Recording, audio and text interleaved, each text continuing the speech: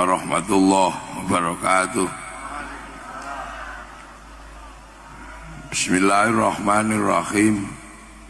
Bismillah, alhamdulillah, wassalatu wassalamu ala rasulillah Sayyidina Muhammad ibn Abdillah wa ala alihi wa ashabihi wa azwajihi wa dhurriyyatihi wa ahli baitihi wa man tabi'ahum bi ihsan ila yaumil qiyamah. Para alim, para ulama, para habaib, para kiai yang hadir, yang sangat saya taklimi, sangat saya hormati, Bapak Bupati yang kita cintai secara bersama-sama, Pak Wakil Bupati ada? Oh, tugas. Nah, sahabat-sahabat atau apa namanya ini? Subhanul Muslimin lovers, Suban lovers, para hadirin wal hadirat yang berbahagia. Alhamdulillah, kita ini punya kebiasaan bersandar dalam setiap persoalan yang sulit. Kita ini selalu bersandar kepada Allah dan Rasulullah. Cara bersandarnya orang Indonesia dengan istighosah dan sholawat itu dimanapun, dari orang lahir sampai orang mati isinya zikir dan sholawat. Yang namanya zikir marhabanan sudah menjadi menu sehari-hari apapun kegiatan kita. Dari urusan dalam rumah sampai urusan bangsa dan negara, kita membiasakan bersandar kepada Allah dan Rasulullah. Makanya kalau kemudian Banyuwangi ketika menghadapi persoalan yang demikian rumit, kembali bersandar kepada Rasulullah Muhammad Sallallahu Alaihi Wasallam dengan Banyuwangi bersolawat. Kenapa? Karena Rasulullah ini punya kemampuan menyelesaikan sesuatu yang rumusnya nggak ada di dunia. Kalau istilah milenial disebut out of the box, nggak ada rumusnya. Rasulullah ini menyelesaikan masalah, nggak pakai rumus yang umum. Makanya jangan salah kalau kemudian kita selalu diajarkan bersandar kepada Rasulullah. Sampai bisa bayangkan, Rasulullah itu lahir menjadi nabi, menyelesaikan masalahnya orang Makkah pertama kali. Rasul itu sudah aneh. Kenapa? Orang Mekah itu ahli membaca, ahli menulis. Tapi Rasulullah hadir di situ tidak bisa baca, tidak bisa nulis. Sahabat bisa bayangkan, kalau menyelesaikan orang Mekah yang ahli membaca, ahli menulis, diselesaikan oleh seorang guru besar atau profesor, itu sesuatu yang lumrah. Tapi Rasulullah tidak bisa baca, tidak bisa nulis, dihadirkan di Makkah untuk menjadi jalan keluar bagi orang yang jago membaca, jago menulis. Rasulullah menyelesaikan orang Makkah. Orang Makkah ini diselesaikan oleh Rasulullah dengan Rasulullah diangkat menjadi nabi. Tapi harus menyelesaikan orang Makkah yang nggak ngerti nabi. Apa aneh? Orang Mekah itu nggak ngerti nabi, ngertinya itu penyair sama kahin, dukun. Orang Mekah nggak ngerti nabi, yang ngerti nabi siapa? Orang Yahudi, orang Nasrani. Dan itu tempatnya tidak di Mekah, tempatnya di Filistin. Makanya ketika Rasulullah mengaku jadi nabi, orang Mekah, nabi itu apa? Sama kayak sekarang. Saya enak saja mau datang jam 1 pun gak ada masalah Pak Bupati. Kenapa? Orang Banyuwangi ngerti kiai, takut kualat. Kenapa? Karena ulama-ulama Banyuwangi sudah mengajarkan siapa itu kiai, siapa itu ulama, ngerti. Makanya saya tadi itu nyantai aja, nanti sampai jam 1 juga nggak apa-apa. Wong orang Banyuwangi ngerti kiai. Makanya ketika saya datang disambut-sambut biasa aja.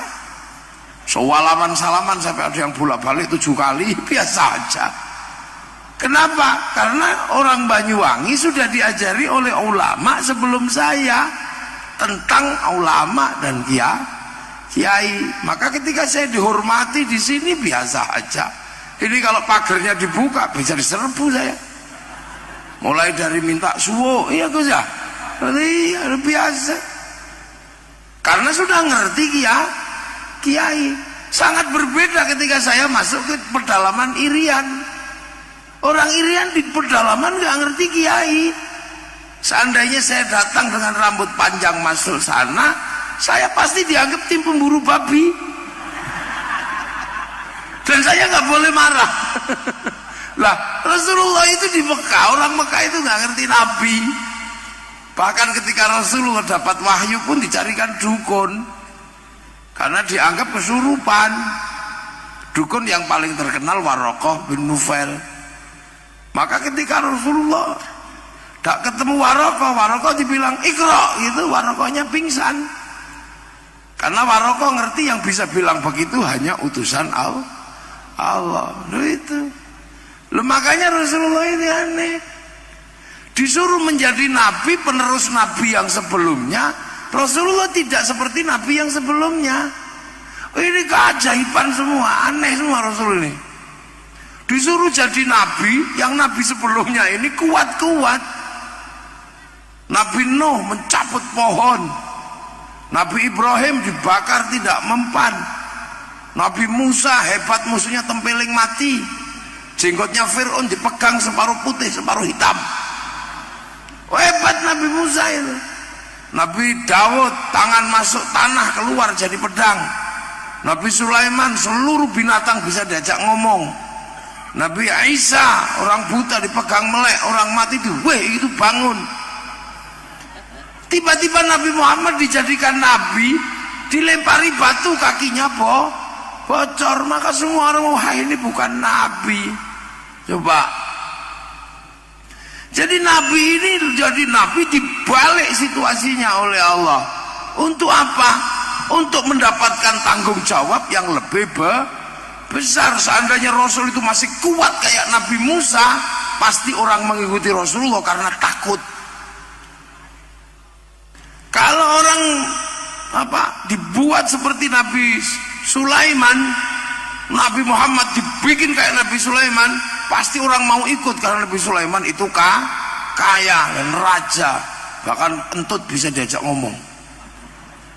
Tapi begitu Nabi Muhammad ini jangkauannya, tanggung jawabnya gede, rahmatan lil alamin, maka perangkat nabi-nabi yang sebelumnya yang keras-keras, kuat-kuat dihilangkan dari Rasulullah. Karena yang mampu menembus ruang dan waktu yang semakin luas bukan kekerasan, tapi apa?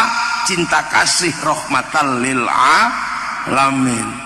Maka yang keras-keras itu pasti bukan tipologi umat Rasulullah Muhammad sallallahu alaihi wasallam. Yang galak-galak itu pantasnya jadi umatnya Nabi Musa. Nah itu. Akan tetapi yang dilakukan oleh Rasulullah ini sudah tidak masuk akal. Apa yang tidak masuk akal? Bagaimana mungkin dalam akal manusia orang tidak bisa baca, tidak bisa nulis, mampu mengajarkan masyarakat yang ahli baca, ahli nulis, bahkan kepatuhannya tidak masuk akal. Orang Mekah, Arab dan sekitarnya waktu itu Tuhannya adalah patung. Tapi oleh Rasulullah bisa diajak punya Tuhan yang tidak kelihatan. Ini nggak mudah. Dari Tuhannya banyak bisa diajarkan Tuhan satu. Dari tempat yang tidak ada air bisa diajarkan toharo pakai air. Padahal pakai air itu susah, minum aja susah. Ini malah disuruh mandi. Bisa diajari seperti itu. Dari tempat yang panas luar biasa bisa diajari puasa. Kalau kita puasa mudah, berteduh di bawah pohon jambu sudah hilang dahaganya. Di Arab itu mau lari kemana? Panas. Tempat yang demikian panas orang bisa diajari puasa. Di tempat yang tidak ada makanan orang bisa diajari berbagi sedekah. Di tempat yang penuh syahwat orang bisa diajarkan bertahan tidak melakukan kejahatan seksual. Kapan? Saat melakukan tawaf. Saat melakukan tawaf syahwatnya orang tawaf dibuka. Apa? Perempuan yang lagi tawaf tidak boleh menutup mukanya, padahal syahwatnya tinggi. Jangankan lihat muka, lihat mata kaki aja syahwat. Itu muka dibuka, betapa syahwat yang berkembang di sekitar itu luar biasa. Tapi pada saat yang sama laki-lakinya disuruh pakai baju, tidak boleh dijahit. Kalau mau nakal kali tinggal wes itu aja. Tapi kenapa bisa bertahan untuk tidak melakukan kejahatan seksual sementara berputar di sekitar Ka'bah? Ini pelajaran nggak masuk akal. Pelajaran berikut yang bisa, tidak ada yang bisa. Rasulullah mampu mengajarkan kepada Sayyidina Umar tukang kelahi, padahal Rasulullah nggak pernah kelahi.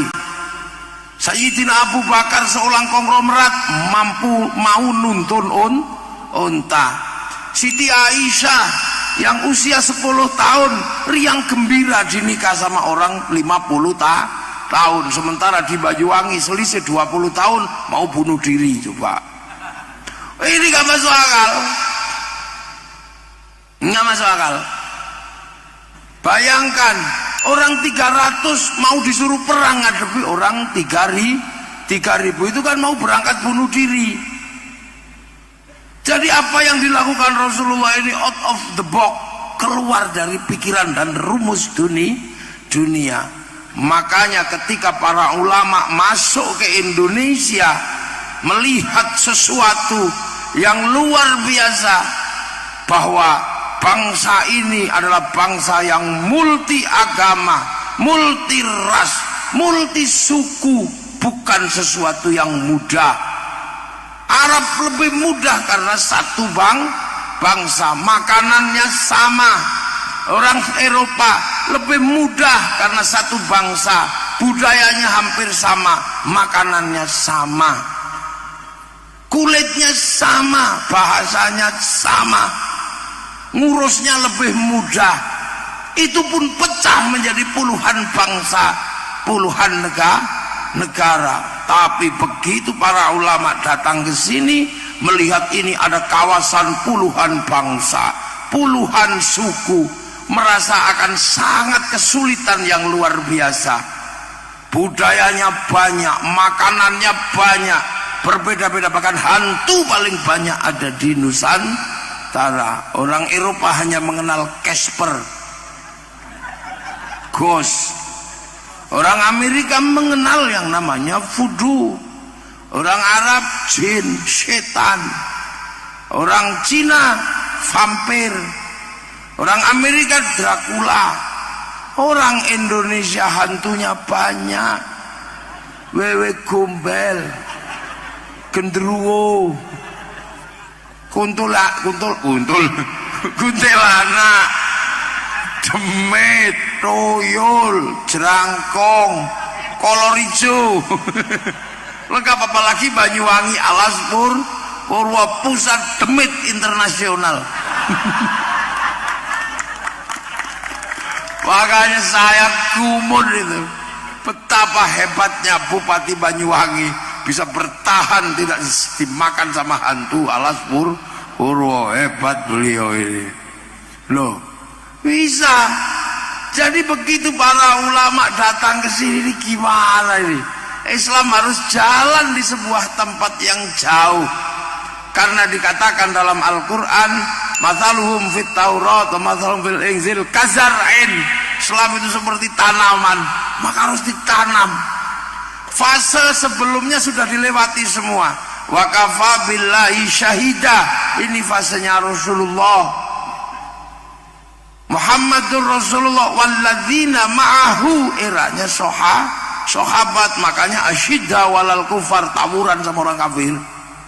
Ruhama ubainahum, era khulafaur rasyidin, tarahum ruk'an sujada yabtaghuna fadlan minallah wa ridwanan simahum fi wujuhi min athari sujud. Ela ulama fikih sama ulama tasawuf begitu bergerak jauh. Mathaluhum fit Taurat mathaluhum fil Injil kazar'in, seperti tanaman. Maka cara menanamnya bagaimana? Di tempat yang jauh.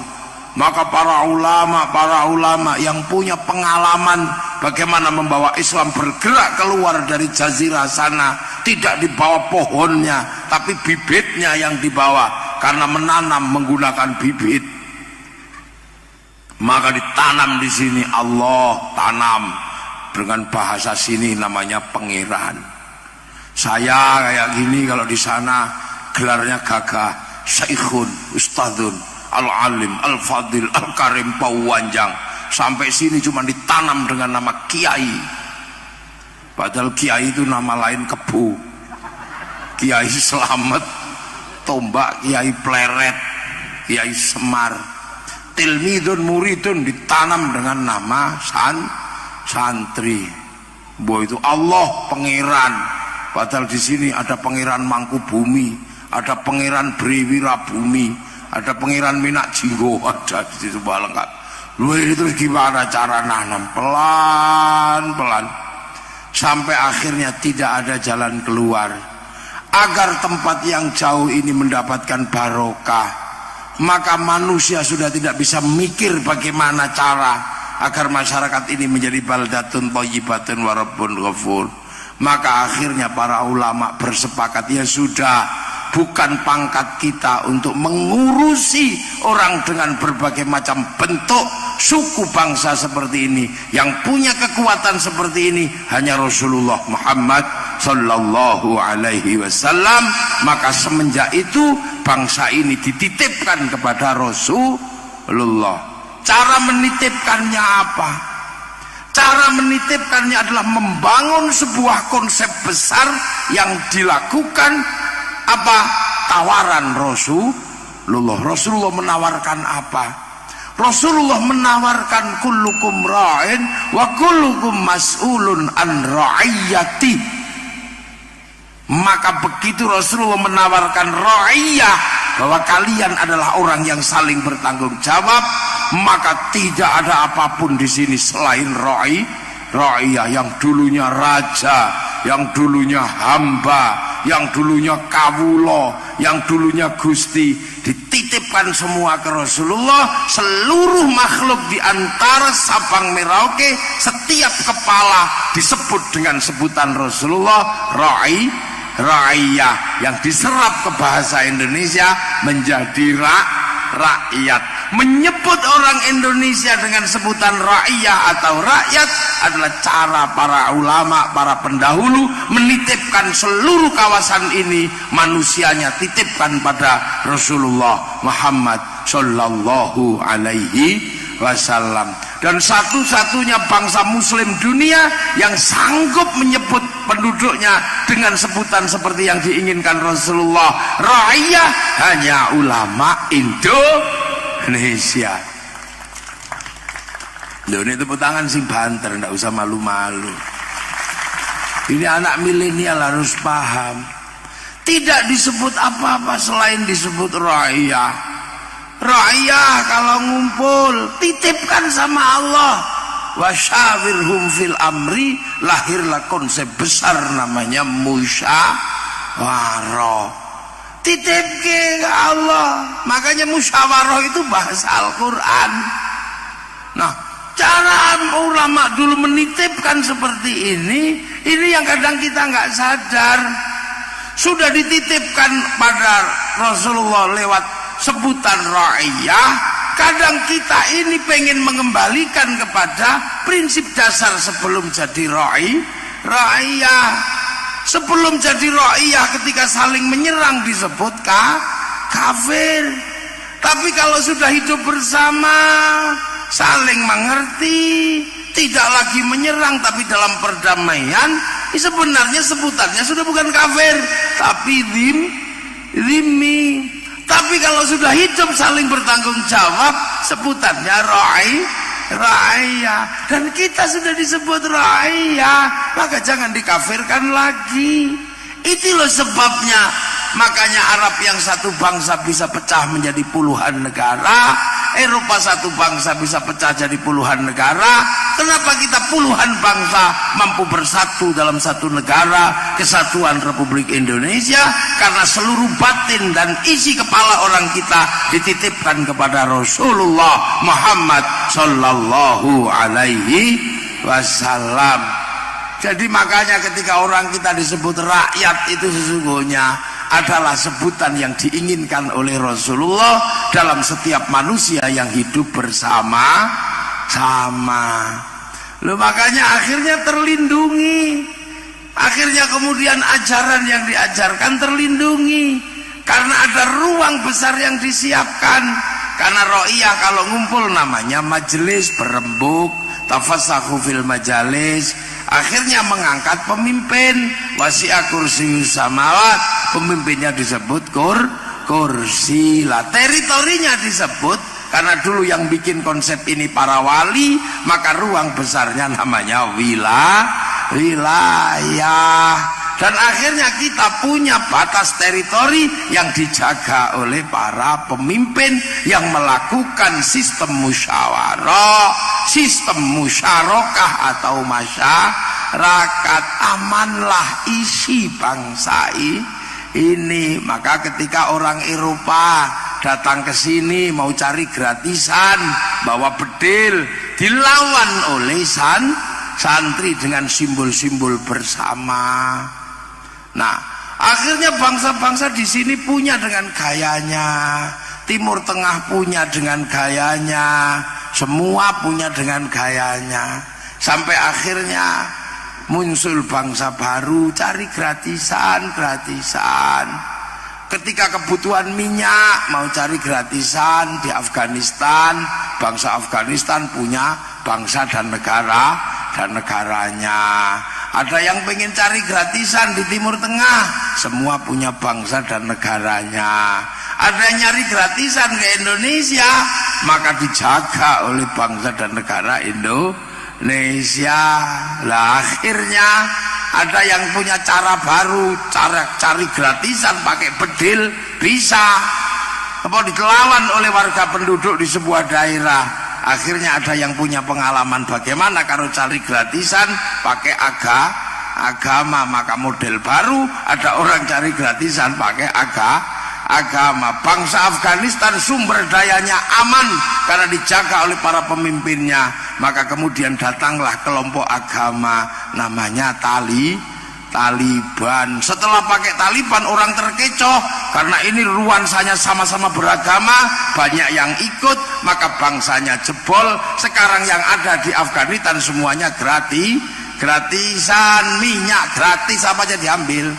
Timur Tengah dijaga di Irak oleh Saddam Hussein, di Libya dijaga Muammar Gaddafi, kemudian di Suriah dijaga Bashar al-Assad.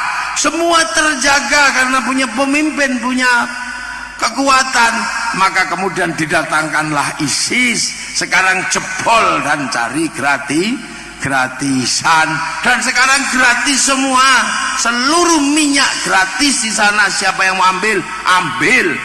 Dan semua pengen cari gratisan ke Indonesia, maka didatangkanlah wajah-wajah baru, model beragama yang melawan sistem ra'iyah, melawan sistem musyarakah. Untuk apa? Menjebol bangsa ini agar gratisan di Indonesia. Tapi karena ada santri paham betul, dilawan secara bersama-sama. Ini yang mau cari gratisan. Makanya kita dari dulu para ulama tahu, Ketika kita ini bertahan dengan cara berbeda-beda, apakah kita ini akan menyelesaikan dengan cara kita? Dulu setelah Indonesia merdeka, kita selesaikan apa? Dengan cara apa? Pancasila yang dimengerti oleh Sabang sampai Merauke.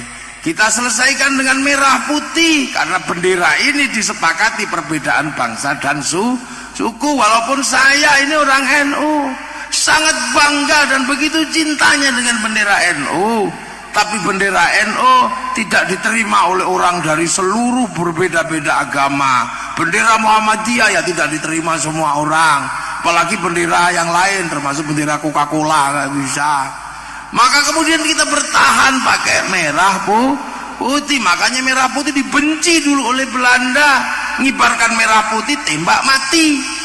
Maka kemudian agar tidak ditembak mati, merah putih dikibarkan di atas rumah. Belanda curiga tiang rumah dikasih tebu, masih curiga dikasih pisang, masih curiga dikasih padi, masih curiga dikasih kelapa, masih curiga kita bawa tumpeng sama ingkung makan.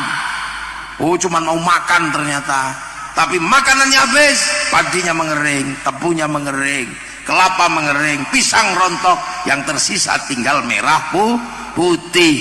Maka anak-anakku, anak-anak milenial, kamu harus paham bahwa merah putih itu dulu minta ribuan nyawa, tapi kamu tahunya merah putih hanyalah berharga 50.000. Dulu merah putih minta nyawa, sekarang hanya minta tangan kita untuk diangkat. Maka kalau ada penghormatan bendera merah putih, angkat tangan kalian. Tidak usah ikut yang bilang bid'ah, tidak usah ikut yang bilang tauhid, karena yang bilang bid'ah dan tauhid zaman perang nenek moyangnya tidak ikut. Ini cara kita. Pancasila, bahkan dulu berdebat nenek moyang kita, apakah bangsa yang baru merdeka ini akan kita selesaikan dengan cara-cara model dari Arab? Tidak bisa. Maka lahirlah sebuah naskah besar di bawah lindungan Ka'bah. Saya kan udah nggak ngerti itu. Apakah akan diselesaikan dengan cara Eropa? Nggak bisa. Lahir naskah besar salah asuhan. Apakah akan diselesaikan dengan cara Belanda bangsa ini? Nggak bisa. Lahir tenggelamnya kapal Van der Wijk. Apakah akan diselesaikan dengan cara Nusantara murni? Tidak bisa. Lahir naskah Siti Nurbaya. Cerdasnya bangsa ini. Lu kok sekarang tiba-tiba ketika bangsa ini sehat walafiat bilang sakit bangsa ini harus diselesaikan, keluarlah bendera royah, bendera liwa. Ini kan benderanya Rasulullah ketika perang. Masa negeri yang damai ada bendera perang keluar? Maka bendera itu masuk akal mengatakan bahwa pilpres adalah perang. Enggak perang, pilpres itu kelanjutan pilkades. Pilkades antar desa ningkat sedikit, pilbub milih Pak Azwar Anas. Setelah itu ningkat pilgub. Setelah itu pilpres, riang gembira. Orang Indonesia menyebutnya pesta demokrasi, namanya pesta riang gembira. Syukur ada uangnya. Itulah cara kita, ada dangdutannya, ada apa pesta. Nih ya, syukur ada uangnya. Kalau Pak Polisi hati-hati, awas ada money politik. Ya kita jangan sebut money politik. Sebut apa? Uang bensin, nggak ketangkep. Kalau diterima masjid ya sumbangan, berarti terima kiai bisyarah, nggak ribut.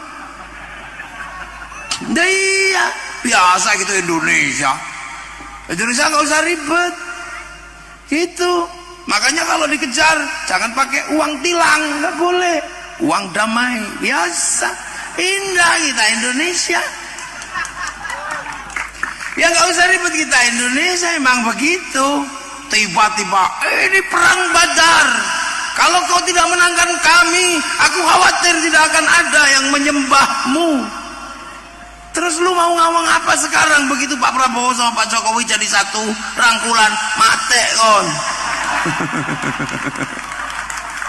Makanya loh, kita masih bisa selamat. Dunia hari ini melihat Nusantara ini bangsa yang unik, di tengah siap tempur dan perpecahan, para panglima bersatu rukun membangun bangsa dan negara.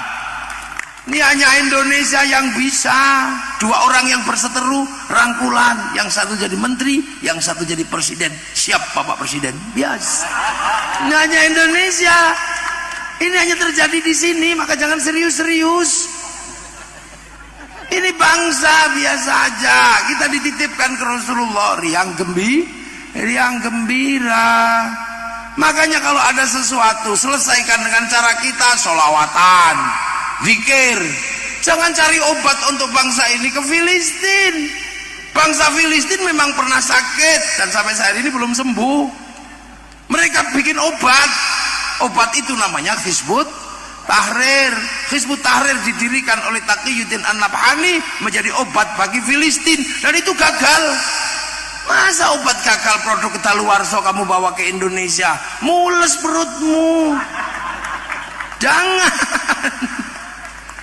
Di Mesir bangsa yang sakit, maka cari obat di sana. Dulu namanya Hasan Al-Banna, bikin obat namanya Ikhwanul Muslimin, dan obat itu gagal menyelesaikan Mesir. Bahkan Mursi digantung di Mesir. Masa produk gagal kau bawa ke Indonesia? Maka kita selesaikan dengan cara Indonesia. Banyak sekali yang nggak bisa masuk sini, berubah menjadi drastis. Musik rock yang begitu gagah dan kuat masuk Banyuwangi jadi rock dut. Dia saja. Jadi siapa? Suliono.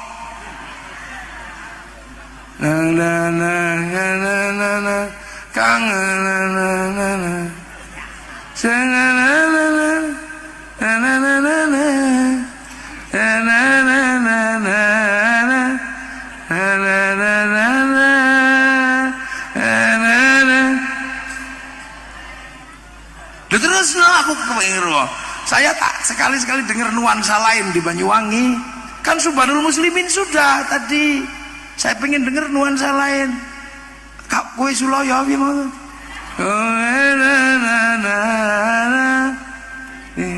Suloyo si dewe ika mage demen. Lo indah. Lo ini coba tadi itu lagu sholawatan penjenengan, ada yang lagu itu. Ada. Nah, coba ayo. Ayo coba. Karena kalau enggak tak ambil alih ini nanti. Ayo, sholawatan indah ini loh Banyuwangi, ayo. Dung. Cirolu. Ayo Gus. Oke.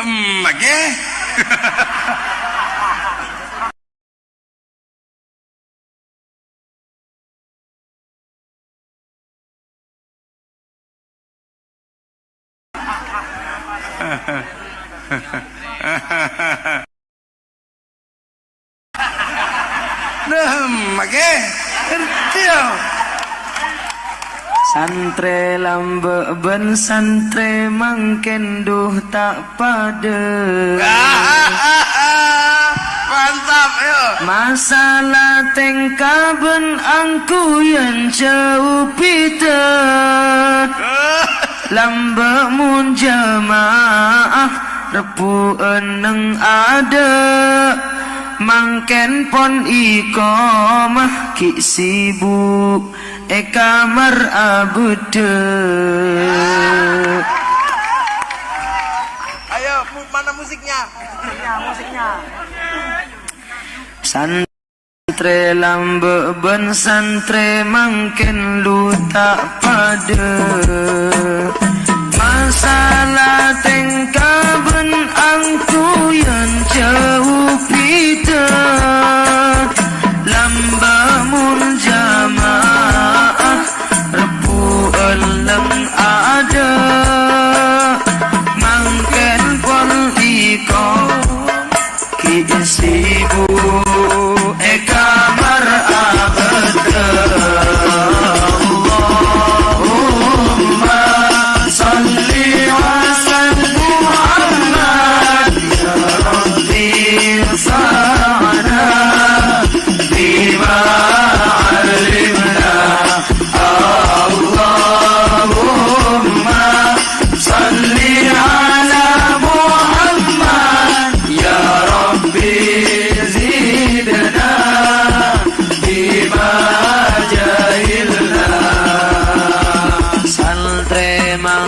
ilmun soro gaya nomor setu mare kerem kinil pul melia saro mun ngangkui kalampi semapan segaul keng esoro ngaci taoning alias bahlul Allahumma salli ala Muhammad ya Rabbi zidna bima allimna Allahumma salli ala Muhammad ya Rabbi zidna bima jahilna bagian santri bini alduh lain pole mun ako dungan mira biru koding pote mun soro agaya lakar dek sengabi keng dokto sakola tak fokus apel tatibi Allahumma salli ala Muhammad ya Rabbi ufa'na bima alimna Allahumma salli ala Muhammad ya Rabbi zidna bima jahilna saporanah manabi pentabul lopot tujuan niat ngajak fastabikul khairat tore pas semangat belajar cek sengka bentore patoat sopaje ilmu barokah Allahumma salli ala Muhammad ya Rabbi fa'na bima alimna Allahumma salli ala Muhammad ya Rabbi zidna bima jahilna sallallahu ala Muhammad. Nah kan itu bahasa Madura ngerti saya ngerti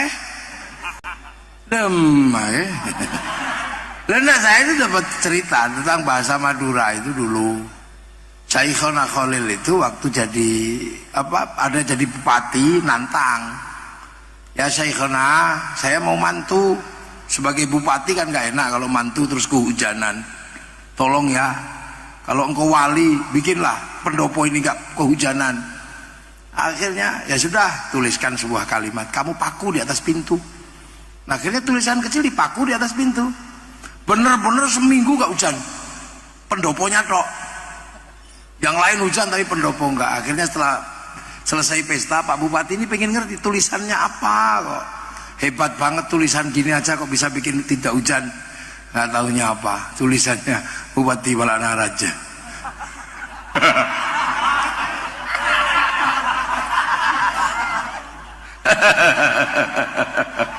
Nah, jadi alhamdulillah. Jadi kalau mau menyelesaikan bangsa ini, nenek moyang kita jago dititipkan ke Rasulullah, dan jadi bangsa ini menjadi bangsa yang baru, bangsa yang bagus, yang baldatun thayyibatun wa rabbun ghafur. Dan hari ini kita bisa lihat yang di tempat lain runtuh, tempat kita tumbuh subur, pencinta-pencinta Rasulullah bangkit hari ini? Ada. Dan akhirnya bangsa ini terjaga. Makanya karena dulu nenek moyang kita ini sadar bangsa ini isinya bermacam-macam, maka semuanya harus disatukan dalam Bhinneka Tunggal Ika. Makanya kita diajarkan bersatu, sholawatan bareng berdoa bareng-bareng. Yang pinter doa, yang nggak pinter modalnya amin. Kalau cowok apek kesuwen amin. Makan nasinya jadi satu, tumpeng. Ikan ayam, yo ayam, ikan no ayam. Ayam biar jadi simbol bareng-bareng, jadikan ingkung. Ada orang mati, kita bareng-bareng ngumpul tahlilan sampai 7 hari. Ada orang syukuran bareng-bareng. Apapun bareng-bareng. Maka waspada anak-anakku generasi milenial. Kalau ada orang ingin memecah kebersamaan atas nama agama, waspada. Karena itu sesungguhnya adalah kurir-kurir yang akan cari gratisan di Indonesia. Ya iya. Dulu makan bareng-bareng, sekarang orang makan bareng-bareng pakai agama, bid'ah. Nggak ada lagi, takut. Orang ngumpul kalau ada orang mati, bid'ah. Nggak ada lagi orang ngumpul. Zikir bersama setelah sholat, nggak ada tuntunan agamanya, bid'ah. Terus lagi doa bareng-bareng, bid'ah. Yang kita pakai jari 10, tiba-tiba ganti jari 1, cuman gini aja, gini. Sama-sama gitu, mending model kayak Cina, lebih cepat. Tuhannya diokrok-okrok, ayo cepat gitu. Jadi yang menjadi simbol kebersamaan mulai diruntuhkan. Setelah nanti dipisah, ini bid'ah, orang tidak punya lagi ikatan kebersamaan. Lama-lama perempuannya disendirikan, matanya tutupi, akhirnya tidak kenal siapapun. Terus mulailah naik grade-nya. Khutbah dulu setelah Rasulullah, khutbah ini jadi sarana alo-alo orang. Maka oleh Imam Syafi'i dikembalikan kepada fitrahnya khutbah, dikembalikan bahwa khutbah adalah rukun sholat Jumat. Karena rukun maka disyarati imamnya harus ngalim dan tua. Agar ulama tua bisa bertahan kalau khutbah pegangan mimbar. Karena ini rukun maka tangannya tidak boleh gini-gini. Agar tangannya tidak gini-gini dipegangi tongkat. Akhirnya orang khutbah kembali pada fitrahnya, ittaqullah, tenang. Tapi ketika mereka nggak punya cara ngolok-olok musuhnya karena kumpulan yang lain dibid'ahkan, maka mereka harus merebut mimbar untuk cari alat propaganda. Agar mimbar bisa menjadi alat propaganda dan tangan bisa begini-begini lagi, maka tongkat harus dihilangkan. Ketika tongkat hilang, maka khutbah kemudian menjadi sarana caci maki lagi. Waspada kalau ada yang begitu, nak ya.